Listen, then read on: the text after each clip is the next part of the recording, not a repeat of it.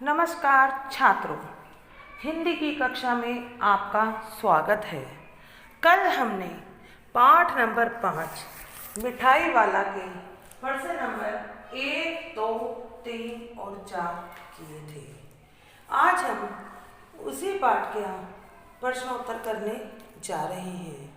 तो प्रश्न नंबर 5 है, रोहिणी को मुरली वाले के स्वर से खिलौने वाले का स्मरण क्यों हो आया।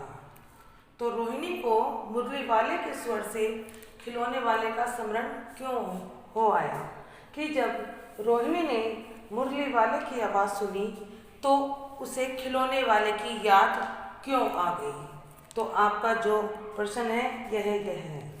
तो इसका उत्तर होगा, रोहिणी को मुरली वाले के स्वर से खिलौने वाले का स्मरण इसीलिए हो आया क्योंकि खिलौने वाला भी इसी तरह गा गा कर खिलौने बेचता था। मुरली वाले का वस्तुएं बेचने का ढंग और आवाज़ खिलौने वाले जैसे ही थी। कि क्या कारण था? एक कारण तो यह था कि खिलौने वाला भी इसी तरह गा गा कर खिलौने बेचता था, और इसका दूसरा कारण था कि मुरली वाले का मुरली बेचने का ढंग और आवाज़ वैसी ही थी जैसे खिलौने वाले की थी। तो अब हम आगे वाले क्वेश्चन की तरफ चलेंगे। वह है प्रश्न नंबर 6। दादी की बात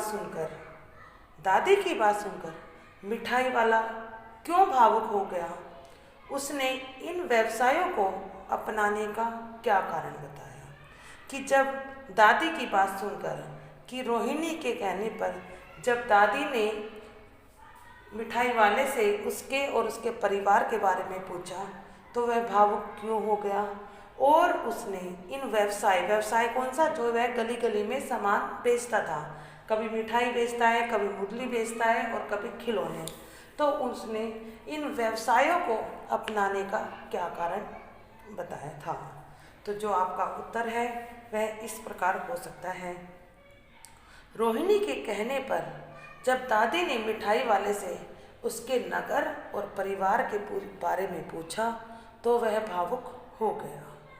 कि वह भावुक हो गया क्यों हो गया? जब उसने दादी ने रोहिणी के कहने पर उसके नगर और उसके परिवार के बारे में पूछा।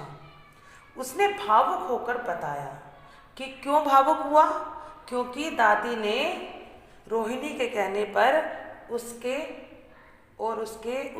परिवार और उसके नगर के बारे में पूछा। यह हो गया क्यों भावुक हो गया, क्योंकि उसके परिवार उसके नगर के बारे में पूछा। फिर उसने इन व्यवसायों को अपनाने का क्या कारण बताया?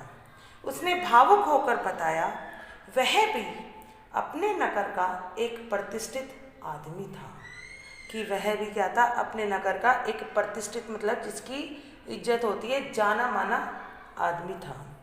उसके पास सुख के सभी साधन थे। कि उसके पास ऐसी कोई चीज़ नहीं थी जो ना हो, उसके पास सारी चीज़ें थी। उसके भी 2 छोटे छोटे बच्चे थे। कि उसके भी 2 छोटे छोटे बच्चे थे। एक पत्नी थी जिसे वह जान से भी ज़्यादा प्यार करता था। विधाता की लीला सभी को ले गई। कि विधाता ने ऐसा चक्र चलाया कि वह सभी को ले गई, कि नहीं तो अब उसकी पत्नी है और नहीं उसके बच्चे हैं। वह तो अपने बच्चों को इन बच्चों में खोजता फिरता है। कि वह तो अपने जो बच्चे उसके मर गए हैं उन बच्चों को और बच्चों में ढूंढता हुआ फिरता है, क्योंकि उसे लगता है कि जो उसके बच्चे जिनकी मृत्यु हो गई है उन्होंने भी कहीं ऐसे ही जन्म लिया होगा। उसे पैसों की कोई कमी नहीं है। कि पैसों की कोई कमी नहीं है, सब कुछ है उसके पास। वह तो इन बच्चों का प्यार पाने के लिए ही समय समय पर कभी मुरली तो कभी मिठाई बेचने का व्यवसाय अपनाता है। कि वह तो बच्चों का प्यार पाने के लिए ही क्या करता है? इन व्यवसायों को अपनाता है। वैसे उसके पास पैसे की कमी नहीं है। तो आपका ये मैंने कौन सा क्या करवाया है? प्रश्न नंबर मैंने 6 कराया है। अब हम प्रश्न नंबर 7 की तरफ चलेंगे। अब इस बार ये पैसे न लूँगा, अब इस बार ये पैसे न लूँगा। कहानी के अंत में मिठाई वाले ने ऐसा क्यों कहा कि जब उसने पूरी बात बता दी और तभी चुन्नू मुन्नू वहाँ पर आए और वह रोहिणी से कहने लगे कि अम्मा हमें मीठी मीठी गोली दिला दो, तो मिठाई वाले ने उन्हें गोली दे दी। गोली लेने के बाद रोहिणी ने उसे पैसे फेंक दिए, लेकिन उसने बोला कि अब इस बार पैसे न लूँगा। तो मिठाई वाले ने अंत में ऐसा क्यों कहा, यह पूछा गया है। तो आप उत्तर लिख सकते हो। रोहिणी के कहने पर दादी माँ ने मिठाई वाले को अपने घर बुला लिया। तब रोहिणी ने उससे उसके नगर, पते, घर बार के बारे में पूछा। मिठाई वाले ने बड़ी आत्मीयता से अपने जीवन की दुख भरी गाथा उन्हें सुनाई कि उसने बड़े आत्मीयता मतलब पूरे मन से अपनी जो दुख भरी गाथा मतलब कहानी थी वह उन्हें सुनाई।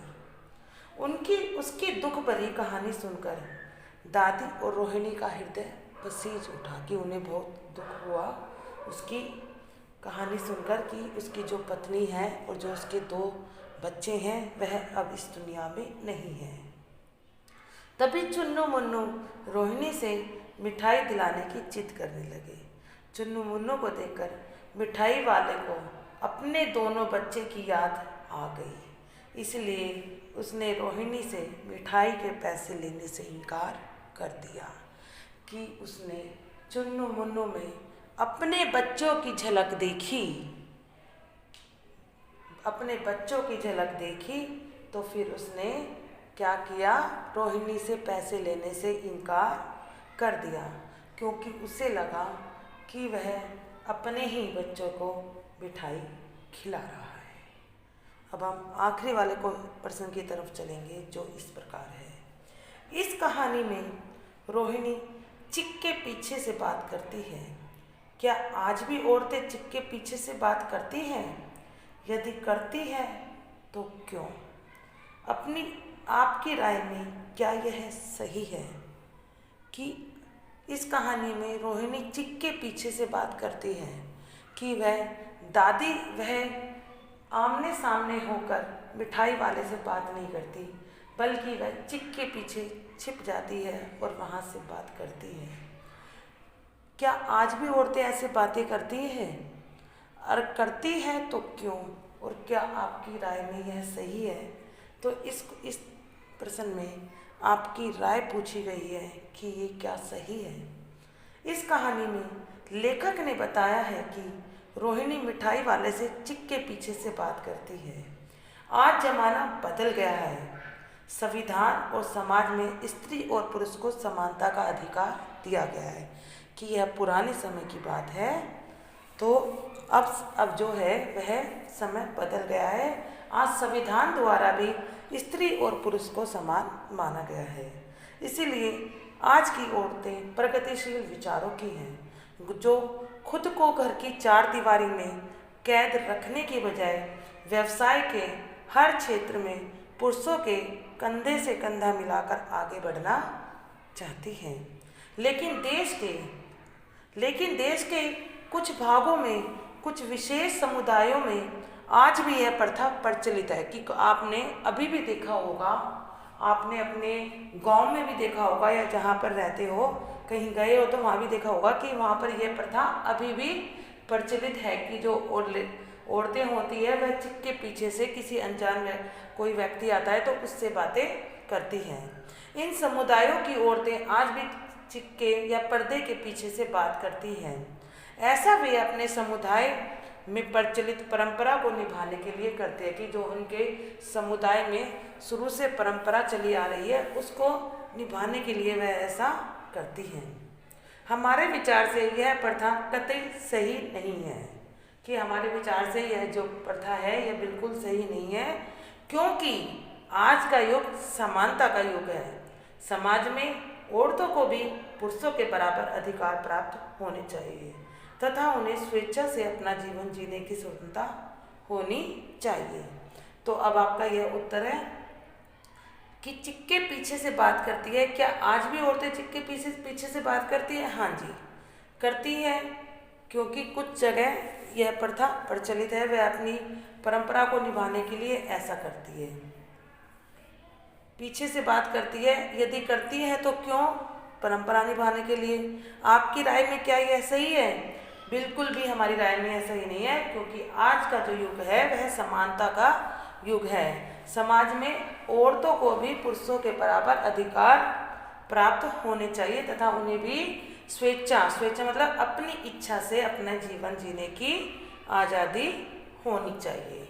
तो छात्रों, आज ये आपके जो हैं, मैंने ये जो प्रश्न आपके पूरे हो गए हैं और आपका पाठ भी है पूरा होता है।